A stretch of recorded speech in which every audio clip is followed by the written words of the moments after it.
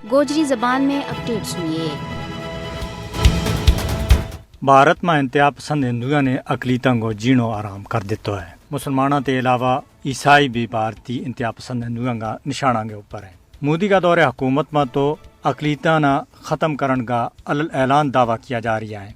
भारत में अकलीता की जान माल और इबादतगाह कोई भी चीज़ महफूज नहीं है। ईसाई बरादरी का मेम्बरान न भी सख्त जुल्म सितम को निशाना बनाया जा रही है। इससे पहला इस तरह भारत में कदे भी नहीं हुआ था। ईसाई अकलियत बीजेपी की हुकूमत वाली भारतीय रियासतों के बिच अपना आप न मुझ ज्यादा गैर महफूज महसूस कर रही है। मुसलमानों की तरह भारत में ईसाई भी मोदी का इक़्तिदार में आने के बाद हिंदू दहशतगर्दों का हमला में मुझ ज्यादा वादा हो गया है। 2021 में भारत में 2014 से ज्यादा पुरतशद्दुद अड़ा वाक़ात रूनुमा होया है। दिल्ली की NGO यूनाइटेड क्रिश्चियन फोरम का इदाद शुमार के मुताबिक 2021 में भारत में ईसाइयों पर 486 पुरतशद्दुद वाक़ात रिकॉर्ड किया गया। गुजरिया सालों का मुकाबला में 75% तशद्दुद में वाधा हुआ है। ईसाइयों और मुसलमानों ने अपनो अकीदो बदलन और अपनी मजहबी रसूमात न खुफिया तौर पर अदा करने पर मजबूर किया जा रही है।